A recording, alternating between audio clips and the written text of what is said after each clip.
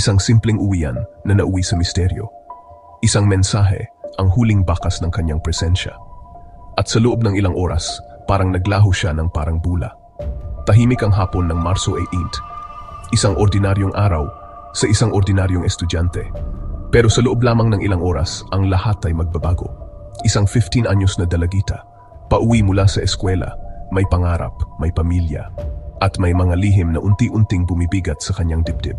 Ang pangalan niya ay Isabel Sofia Tablet, at ang huling mensaheng ipinadala niya ay maaring susi sa isang misteryong hanggang ngayon hindi pa rin nalulutas.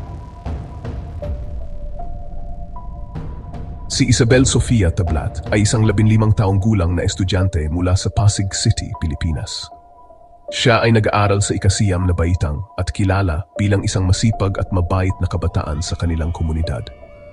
Ang kanyang pamilya ay isang tipikal na pamilyang Pilipino na nagbibigay halaga sa edukasyon at magandang kinabukasan para sa kanilang mga anak. Sa kanyang murang edad, si Isabel ay may pangarap na maging isang profesional sa larangan ng agham at teknolohiya.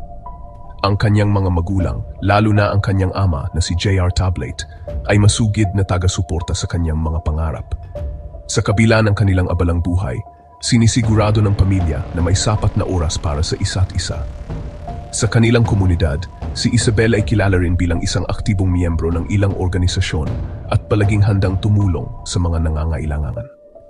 Ang pagkawala ni Isabel ay nagdulot ng matinding pag-aalala hindi lamang sa kanyang pamilya, kundi pati na rin sa kanilang mga kapitbahay at kaibigan. Maraming tao ang nabahala dahil sa kanyang biglaang pagkawala na hindi pangkaraniwan para sa isang bata na may maayos na relasyon sa kanyang pamilya at mga kaibigan. Ngunit sa likod ng kanyang ngiti, may mga bagay na hindi niya lubos na maibahagi. Ayon sa ilang kaibigan, may mga pagkakataon na binabanggit niya na may sama siya ng loob sa kanyang ama. Hindi malinaw kung ano ang pinagmulan nito, pero isa itong detalye na hindi maaring balewalain. Sa mga araw bago siya mawala, walang kakaiba. Pumapasok sa paaralan si Sofia, nakikipagbiruan pa siya sa mga kaklase, at tila normal ang lahat. Ngunit ayon sa ilang testimonya ng kanyang mga kaibigan, medyo tahimik siya nung mga huling araw. Parang may iniisip, may binanggit siyang problema sa bahay. May ilan din na nagsabing, may mga pagkakataon na tila gusto niyang mapag-isa. Isang simpleng pagbabago na maaring may mas malalim na ibig sabihin. Noong Marso 18, 2026, si Isabel ay huling nakita sa Barangay Santolan, Pasig City. Ayon sa kanyang ama, si Isabel ay nagpaalam na makikipagkita sa kanyang mga kaklase sa Quezon City. Sa araw ding iyon, nagpadala siya ng mensahe sa kanyang pamilya na siya ay pauwi na mula sa paaralan. Huling nakausap ni J.R. Tablet ang kanyang anak sa pamamagitan ng messaging app. Sinabi ni Sofia na pauwi na siya mula sa kanyang paaralan sa Quezon City.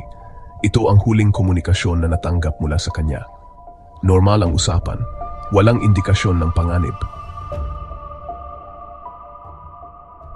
Bandang 5:00 p.m., ayon sa kanyang kaibigan na huling nakasama niya, naghiwalay sila sa LRT Santolan Station. At ito ang huling kumpirmadong pagkakataon na may kasama si Sofia. Dagdag pa nila, nagulat at nagtaka daw sila kung bakit naglakad siya gamit ang footbridge. Pagkatapos nito, ayon sa mga ulat, namataan si Sofia sa Santolan Bridge, papunta umano sa direksyon ng SM Marikina. Ang lugar kung saan siya huling nakita ay malapit lamang sa kanilang tahanan, kaya't walang sinuman ang nag-akala na may mangyayaring masama. Ayon sa mga ulat, si Isabel ay nakasuot ng kanyang uniforme sa paaralan at may dalang bag na puno ng kanyang mga gamit sa eskwela. Subalit base sa nakita sa CCTV, ang suot niya ay gray spaghetti top, dark jeans at puting sneakers. Ang ganitong senaryo ay karaniwan para sa kanya, kaya't walang nagduda sa kanyang intensyon na makauwi ng ligtas. Ang huling mensahe ni Isabel ay nagsasaad ng kanyang pag-uwi, ngunit hindi na siya nakarating sa kanilang bahay. Ayon sa mga kaibigan na huling nakasama ni Sofia, okay naman siya nung naghiwalay sila. Wala siyang sinabi na pupunta siya kung saan. Akala nila uuwi lang siya. Ayon naman sa ibang mga kaklase ng dalaga, may times na sinasabi niya na may problema siya, pero hindi niya dinidetalye. Parang may tinatago siya. Samantala, ayon pa sa mas malapit na kaibigan ni Sofia, may sama siya ng loob sa tatay niya. Bagamat hindi niya alam kung gaano kabigat, pero ramdam niyang may pinagdadaanan siya.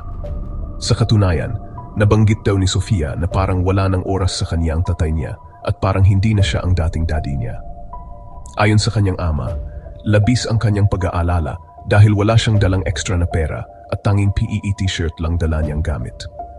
At pagkatapos nga na naghiwalay sila ng mga kaklase niya sa LRT Santolan Station, wala na.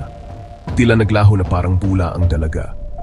Dahil dito, mabilis na kumalat ang balita ng kanyang pagkawala at marami ang nag-alala sa kanyang kalagayan. Ang kanyang pamilya ay agad na naglunsad ng sariling paghahanap at nagtanong-tanong sa mga tao sa paligid. Kinabukasan, noong Marso 19, 2026, ang pamilya Tablat ay nagpasyang iulat ang pagkawala ni Isabel sa pulisya. Agad silang nagtungo sa lokal na istasyon ng pulisya sa Pasig City upang magbigay ng formal na ulat. Ang kanilang desisyon na agad na kumilo sa isang hakbang na sinang-ayunan ng marami, lalo na ng mga autoridad na tumutok agad sa kaso. Nang araw ding iyon, ang Pasig City Police, sa pangunguna ni PCOL Hendrix P. Mangaldan, ay nagsimula ng investigasyon. Agad na inatasan ng mga operatiba na magsagawa ng malawakang paghahanap at pakikipag-ugnayan sa mga posibleng nakita kay Isabel. Ang mga pulis ay nagpakalat ng impormasyon sa iba pang mga istasyon at nagpatulong sa National Capital Region Police Office o NCRPO para sa mas malawak na operasyon. Sa kanilang pag-uulat, ipinaliwanag ng pamilya ang mga detalye ng huling araw ni Isabel, pati na rin ang kanyang huling mga komunikasyon. Ang mga ito ay naging batayan ng pulisya upang makabuo ng mga posibleng senaryo ukol sa pagkawala ni Isabel. Ang pamilya ay patuloy na umaasa na makakahanap ng mga sagot sa kanilang mga tanong. Ang NCRPO sa pakikipagtulungan sa Pasig City Police ay agarang naglunsad ng masinsinang paghahanap. Ang mga operatiba ay nag-backtrack sa mga lugar na posibleng pinuntahan ni Isabel bago siya mawala.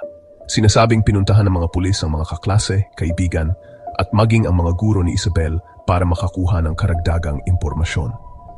Kasabay ng mga pagsisikap ng pulisya, ang pamilya ni Isabel ay gumawa ng pampublikong apela para sa tulong. Ang apela na ito ay mabilis na kumalat sa social media, kung saan maraming mga netizens ang nagpakita ng suporta at tumulong sa pagpapakalat ng impormasyon. Ang kanilang panawagan ay umabot sa iba't ibang sulok na nagbigay daan upang mas maraming tao ang makaalam tungkol sa pagkawala ni Isabel. Ang pulisya, sa kabilang banda, ay nagsagawa ng mga pagsisiyasat gamit ang teknolohiya. Ang kanilang cybercrime unit ay tumulong sa pag-analisa ng mga digital footprints ni Isabel upang matukoy ang kanyang mga huling galaw. Sa kabila ng lahat ng ito, walang konkretong lead ang natagpuan sa mga unang araw ng paghahanap. Walang ebidensya ng sapilitang pagdukot. Walang testigong nakakita ng insidente. Samantala, kasabay ng kahindik-hindik na pangyayaring ito, hindi maiwasan na magkaroon ng mga haka-haka at mga posibleng teorya ang mga netizens. Kabilang dito ay ang voluntary disappearance. Posible bang kusang umalis si Sofia? Kung ganun, dahil ba ito sa problema sa pamilya? Sama ng loob sa ama? Emotional stress? Ngunit, kung ganoon, nasaan na siya ngayon? May iba namang naniniwala na maaring may nakausap o kinatagpo siya na ibang tao. May posibilidad na may kausap siya online. O di kaya ay may sinadya siyang puntahan o kitain na tao na ayaw niyang ipaalam sa pamilya at mga kaibigan niya. Ito ay base sa bigla ang pagpunta sa ibang direksyon. Hindi diretsong pag-uwi. Ngunit ang pinakamasakit isipin ay ang posibilidad ng foul play. Dahil huling nakita siya sa pampublikong lugar, hindi maalis ang posibilidad na may masamang nangyari. Isang maling oras, isang maling lugar, at isang taong may masamang intensyon. Hanggang sa dumating ang balitang nagpaguho sa mundo ng kanyang pamilya. Noong Marso 23, 2026, natagpuan ng mga operatiba ng Pasig City Police ang katawan ni Isabel sa loob ng isang factory sa Barangay Santolan, Pasig City. Ang lugar ay ilang kilometro lamang ang layo mula sa kanilang tahanan, ngunit tila walang nakapansin sa kanyang presensya roon. Agad na ipinagbigay alam sa pamilya ang natuklasan. Ang katawan ni Isabel ay positibong kinilala ng kanyang pamilya. Ang trahedyang ito ay nagdala ng matinding kalungkutan at bighati sa kanilang mga puso. Ang lugar kung saan natagpuan ang kanyang katatawan ay agad na isinailalim sa masusing pagsusuri ng mga awtoridad upang makakalap ng ebidensya na makatulong sa investigasyon. Ang pagkakatuklas ng kanyang katawan ay nagbigay daan sa mas malalim na investigasyon kung saan ang mga pulis ay nagsikap na tukuyin ang mga posibleng salarin at motibo sa likod ng insidente. Ang pamilya ni Isabel, sa kabila ng kanilang pagdadalamhati, ay umaasa pa rin na mabibigyan ng hustisya ang kanilang anak. Sa lugar kung saan natagpuan ang katawan ni Isabel, may nakita ang mga awtoridad na ilang ebidensya na maaring magbigay linaw sa kaso. Isang nylon cord ang natagpuan malapit sa kanyang katawan na agad na isinailalim sa pagsusuri. Kasama rin sa mga narecover ang kanyang cellphone at ilang personal na gamit na nagbigay ng pag-asa sa pulisya na makakahanap sila ng lead. Ang katawan ni Isabel ay isinailalim sa scientific na pagsusuri upang matukoy ang sanhi ng kanyang pagpanaw. Hanggang sa kasalukuyan, wala pang tiyak na konklusyon ang mga eksperto hinggil dito. Samantala, ang Scene of the Crime Operatives o SOCO ay patuloy na nagsasagawa ng forensic examination sa mga ebidensyang nakuha sa lugar ng insidente. Patuloy na iimbestigahan ng mga awtoridad ang lahat ng posibleng anggulo, kabilang na ang mga nakaraang komunikasyon ni Isabel at mga posibleng taong may kinalaman sa kanyang pagkawala. Ang kanilang layunin ay mabigyan ng hustisya si Isabel at masagot ang mga tanong na bumabagabag sa kanyang pamilya. Ang mga nakuhang ebidensya sa lugar ng insidente ay nagbigay ng mahalagang impormasyon sa mga investigador. Ang nylon cord na natagpuan ay isa sa mga pangunahing ebidensya na isinailalim sa masusing pagsusuri. Ang mga forensic experts ay nagtatrabaho upang matukoy kung may mga fingerprint o DNA na makatutulong sa pagresolba ng kaso. Bukod dito, ang cellphone ni Isabel ay nagsilbing mahalagang bahagi ng investigasyon. Ang mga awtoridad ay nagsasagawa ng digital forensics upang ma-retrieve ang kanyang mga huling mensahe, tawag at iba pang aktibidad na maaring magbigay linaw sa mga pangyayari bago siya mawala. Ang kanilang layunin ay makuha ang buong larawan ng kanyang mga huling araw. Ang mga personal na gamit ni Isabel na natagpuan sa lugar ay nagsilbing karagdagan sa mga ebidensya. Ang mga ito ay sumasailalim sa pagsusuri upang matukoy kung may mga palatandaan ng pakikialam o iba pang indikasyon ng foul play. Ang bawat piraso ng ebidensya ay mahalaga sa pagbuo ng kaso laban sa sinumang responsable sa trahedyang ito. Ang mga awtoridad ay patuloy na nagsasagawa ng masusing investigasyon sa kaso ni Isabel. Ayon kay Police Major Hazel Asilo, tagapagsalita ng NCRPO, ginagawa ng kapulisan ang lahat ng kanilang makakaya upang matukoy ang mga responsable sa insidente at mabigyan ng hustisya ang pamilya Tablate. Ang kanilang pagtuon ay nasa lahat ng posibleng anggulo at lead na maaring magbigay linaw sa kaso. Ang NCRPO ay nakipag-ugnayan din sa kanilang cybercrime unit upang suriin ang mga digital na ebidensya na narecover mula sa cellphone ni Isabel. Ang kanilang layunin ay makuha ang buong larawan ng mga komunikasyon ni Isabel at matukoy kung may mga senyales ng banta o panganib bago siya mawala. Ang proseso ng pagsusuri ay masinsinang isinasagawa upang masiguro ang katumpakan ng mga resulta. Sa kabila ng mga pagsisikap, ang mga awtoridad ay nananatiling bukas sa pakikipagtulungan sa publiko. Hinihikayat nila ang sinumang may impormasyon ukol sa kaso na makipag-ugnayan sa kanila upang mapabilis ang pagresolba ng insidente. Ang kanilang hangarin ay hindi lamang mabigyan ng hustisya ang pamilya ni Isabel, kundi pati na rin ang pagbibigay ng kapanatagan sa komunidad. Ang publiko ay nagpakita ng matinding suporta sa pamilya, Tablate sa gitna ng kanilang pagsubok. Ang viral na post ng pamilya sa social media ay umani ng libu-libong shares at comments mula sa mga tao na nag-aalay ng kanilang dasal at suporta. Ang pakikilahok ng publiko ay nagbigay ng lakas sa pamilya at nagbigay daan upang mas maraming tao ang makaalam at makiisa sa paghahanap ng hustisya para kay Isabel.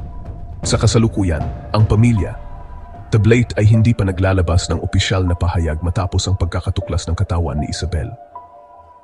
Ang kanilang katahimikan ay naunawaan ng maraming tao, lalo na't nasa gitna sila ng matinding pagdadalamhati.